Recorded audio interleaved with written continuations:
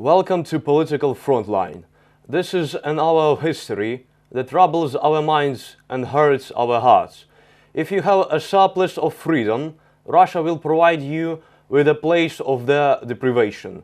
Many dreams of freedom, some how to take it away, others how to get it, to protect it and strengthen it. Today we will analyze the losses and impaired of rights on the occupied territories, fights for these rights, and a situation about Nadezhda Savchenko and Oleg Senchenko freedom. My guest today is Executive Director of Amnesty International, Tatyana Mazur. Welcome to Political Frontline. Thank you for inviting me. Tatyana, let's start from your organization and Amnesty International. Tell us, please, a few words about a short-term plan for this year and maybe just for 2015. Well, I wish I knew our plans for 2015 because situation is in Ukraine is changing really quickly, so we have to adjust our priorities and to be really flexible with our plans. But anyway, Amnesty International Ukraine is a Ukrainian office of worldwide human rights NGO Amnesty International. We are a human rights organization, and basically what we are doing, we are monitoring situation related to human rights and freedoms. We are producing reports based on our findings, and then we are starting our campaigns, which are based usually on our reports, because in each of our reports we have specific recommendations addressed to different governments. And of course, right now Amnesty is allocating a lot of resources to Ukraine because we have unique situation here, armed conflict, which was not expected even a year ago. And of course, in each armed conflict, there are lots of human rights abuses. This is not unique situation in Ukraine. The same is happening in Syria, for instance. And of course, we believe that it's our task to be right here in Ukraine and to monitor situation and to talk about human rights abuses we see at the east and in Crimea, but not only, but also in Kiev, because and other places in Ukraine. What are the main issues in Ukraine according to Amnesty International? I mean, for this period of time. Yes, of course, I would say that it would be impunity. It would be impunity, and it's impunity for, you will be surprised now, but for police abuses, because it is something we used to work for a quite long period of time. We are running a campaign against torture in police and police impunity in Ukraine. It still exists? Of course it exists, and the brightest example is a Euromaidan case. And unfortunately what we see lack of investigation and lack of progress with investigation of Euromaidan case, despite the fact that it's a high-profile case from our opinion. But also it's impunity for the war crimes and other violations of international humanitarian law, which we see now at the East. Of course, we are really concerned on situation with internally displaced people, because obviously lots of people, lots of civilians are leaving Donetsk and Lugansk regions, and unfortunately not enough assistance is provided by Ukrainian government. In Donetsk and Lugansk. They're moving from these areas, they're moving to other cities, and of course they're facing with lots of problems. And of course humanitarian situation at the occupied territories and at Donbass is also terrible. And finally Crimea, we don't want to forget about this part of our country, and even though it's not so easy to monitor a situation there, but still we are trying, because we believe that there are lots of human rights concerns. We have heard many informations and rumors about Savchenko and Senchenko, that they was in the list of exchange list, I mean. What are really happening with them? Yes, there are two different cases. Nadezhda Savchenko, she is Ukrainian military. She is in pre-trial detention in Russia, and she is facing allegations of the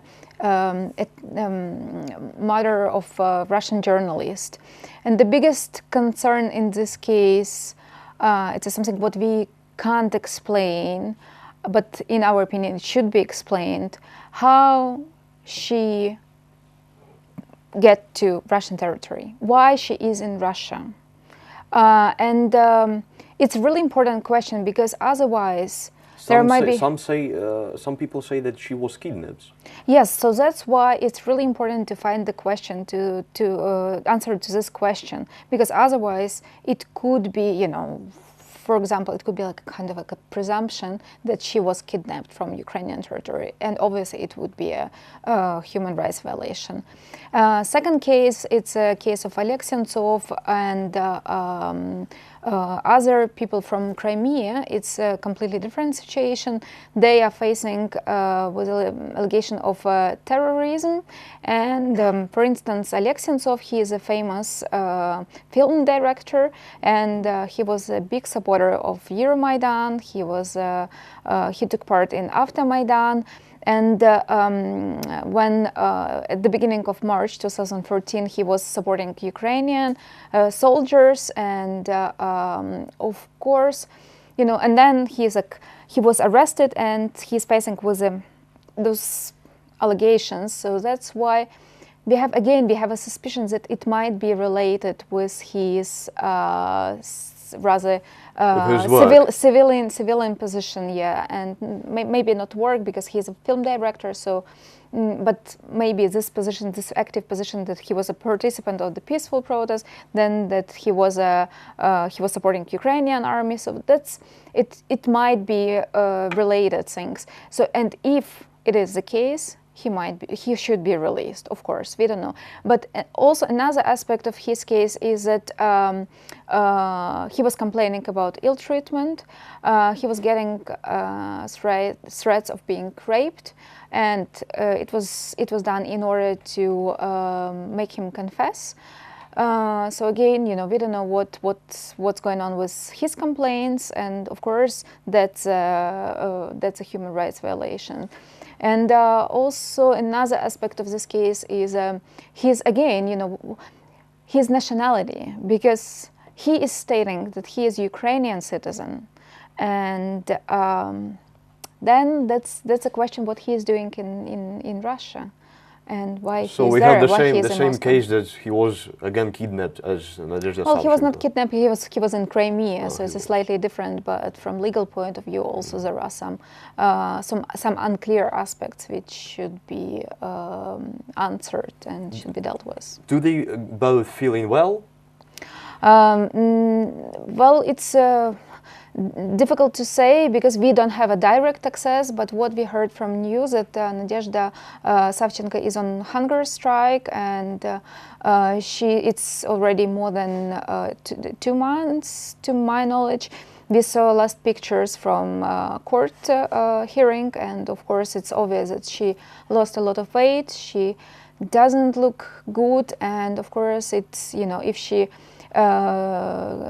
if she continue with a hunger strike, it will cause some damage to her health. So obviously, it's not good. And Oleg Sentsov, well, if he is getting threats or ill-treated, so of course it's not all right. Not so bad. Yeah, well, but it's not good, but not so bad, indeed. Well, no, it's not. It's just not comparable, just because we are talking about their lives and health and some, it's a basic things. So I would not compare here, but there are concerns in both cases. What is your opinion?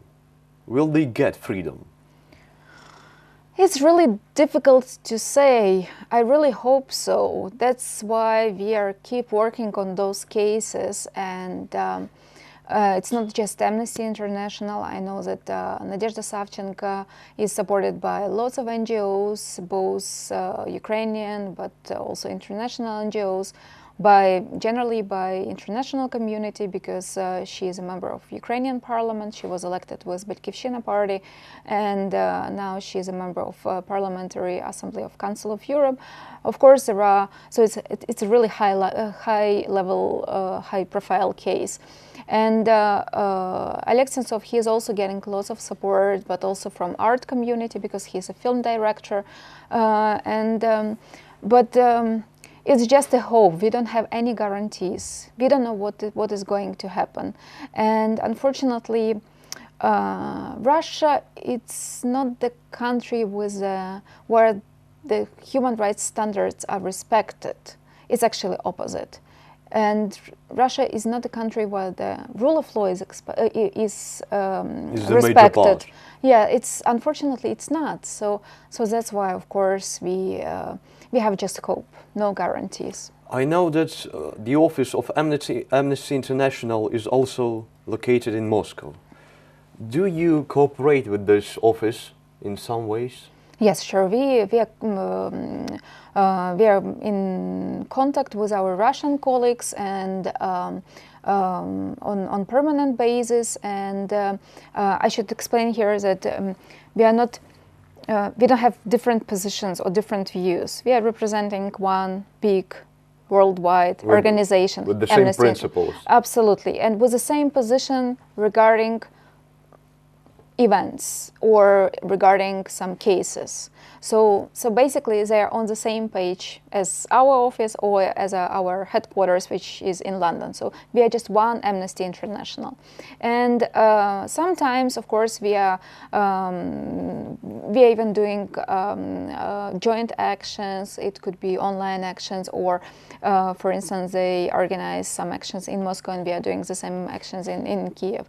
But of course, they should be really careful, because we know that lots of NGOs are under serious risks in Russia, and that's why, of course, our colleagues, they should also consider those risks and then act according to this risk assessment. But of course, it's really difficult, because here our office, of course, we have lots of challenges, but at least we are listened and we are heard by Ukrainian government, by Ukrainian mass media, by Ukrainian society.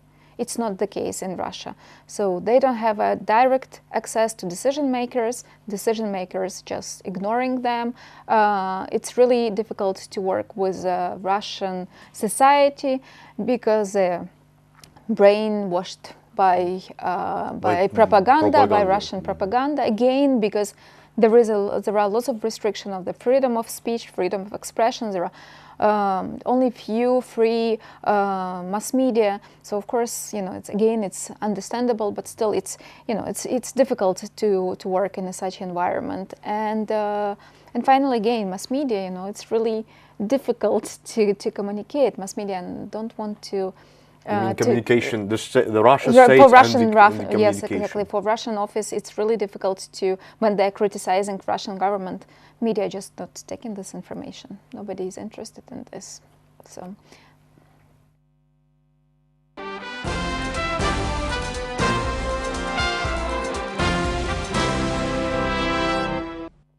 My guest today is Executive Director of Amnesty International, Tatyana Mazur. Tatyana, you have mentioned that you sometimes visit the east of Ukraine and the Crimean Peninsula. What is with the rights of people who stay there, who can't leave this island and occupy territory? Yes, we are visiting Donbass, Donetsk and Lugansk region, occupied territories, and just a few days ago our researchers came back from Crimea. I should highlight that it's not so easy to monitor a situation there. It's not so easy to get there, and there are lots of obvious risks. And but still, we believe that it's really important for us to be present there and to talk first of all to victims, to those who are suffering from human rights violations. And if we are talking about East, about Donbass, of course it's a armed conflict and full of terrorists. Yes, we are not calling them terrorists, we are calling them separatists. But I should say that unfortunately both sides are violating international humanitarian law, both sides committing war crimes, and that's something what we see. And like for instance, civilian casualties. Lots of civilians are dying, and they're dying because of indiscriminate shellings done by both sides of the conflict, and that's a tragedy. Also, we documented, especially in the summer, we documented lots of cases of kidnapping, abductions, and torture and ill treatment committed by separatists. But from the other hand, we documented cases of human rights abuses committed by voluntary battalions in Lugansk, for instance. So there are lots of problems, and of course, that's terrible that civilians, those who should be protected, who are protected by international law, but they're suffering. And the humanitarian situation in this region is terrible, because the region was cut from, occupied territory was cut from the financial support of Ukraine, from financial system. It means that people, they don't withdraw money from ATM machines, they can't take money from the banks. Retired people. How they are living there without no food, no energy? That's a good question. Money. That's a good question. But like, for instance, especially older people, because they don't get pensions right now. But also lots of humanitarian organizations are providing some help, some assistance. Lots of stakeholders are sending their humanitarian convoys. And Russia? Including Russia, but weapons. also no, well, but also there is lots of aid which is going there, and basically lots of volunteers are organizing kind of like a street kitchens, and lots of people rely on this. So basically that's the only one place where they can get the food.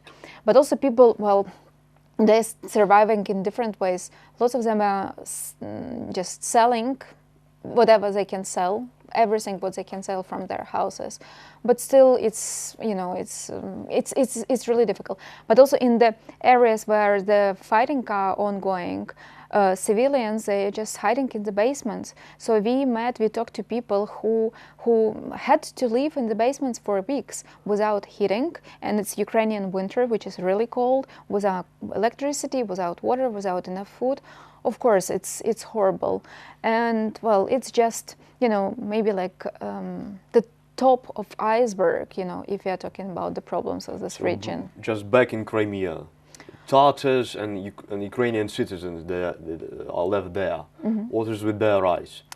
I just for my imagine, Putin wants to make some Nazi Auschwitz in Crimea with their eyes. Well, I really hope that it's still far away from being Auschwitz, but when a year ago in March, when the annexation took place and we saw that Crimean Tatars, they boycotted this so-called referendum, we immediately were really concerned about their destinies, because we know that in Russia, in Russian Federation, and now this territory is de facto controlled by Russia. Anybody who dared to speak against official position of the government is prosecuted. Rights of those people who dare to speak against government are restricted, are violated. And then go to jail. Well, they might be restricted in different way, but so what we see in Crimea right now is it's actually proves that we were right about was our thoughts, and our researchers met with lots of Crimean Tatars families whose family members were abducted, and they don't know what's going on with those. Usually it's young people, young men. They don't know what's going on. A couple of them were found with signs of torture and ill treatment. They were found dead already, and it's just because they expressed different opinion, their own opinion. Yes, and so that's why, of course, you know, the situation is very bad. Another obvious concern, it's a situation around Medjlis. It's special union for Crimean Tatars. We know that their leaders are not allowed to return to Crimea, and newly elected, newly appointed Medjlis leaders are also experiencing lots of problems. And also we know that prosecutor of Crimea made a warning to Medjlis. So it seems that new Crimean authorities are trying to, I don't know, maybe rid of Medjlis, or maybe take full control of this organization. Well, it's difficult to say, but yes, now with full confidence we can say that there are lots of problems from human rights angle, and especially, of course, the most targeted group would be Crimean Tatars. Well, but anyway. So that's why we believe that it's really important to keep talking about this, to make it public. Just to help them, in any case. Of course. And also it's, you know, just to express, it's also, you know... just what about some other measures that could be done by the international organization or just the European Union, just to change this situation in a better way? Well, it's really difficult to say, because it's really depend on situation. If you are talking about Donbass, so here, of course, Ukrainian authorities should be addressed, Ukrainian government, because we believe that Ukrainian government can manage this situation better in order to guarantee human rights and to act in line with the human rights principles and standards. And particularly, you know, there are lots of problems with voluntary battalions. So they should be included into chain of command, and they should be coordinated. So they must be part of the military? Yes. But there are a couple of ways how to do it, but they should be integrated in this system, and they should be accountable. So it means that they can't do whatever they want. They should get orders from their commands, but also to be accountable for their wrongdoings. That's something what is not happening, or let's say it's what is not perfect so far.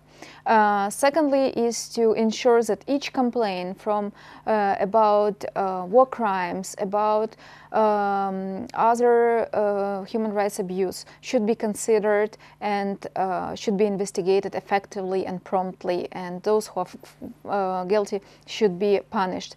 And finally, to ratify Rome Statute and to join International Criminal Court. I know that some changes must be done to the Constitution. To the Constitution, yes, you're absolutely right. But there is a draft of the law in the Parliament. It was already registered, so now basically members of Parliament, they should just vote, support this law, but they're not rushing with this, because the same draft was designed in summer, and it was never included into Parliament's agenda, and it was not adopted. So there is a delay which we can't understand, which we can't explain, and we are arguing Ukrainian Parliament to do it, to ratify Rome Statute and to join International Criminal Court.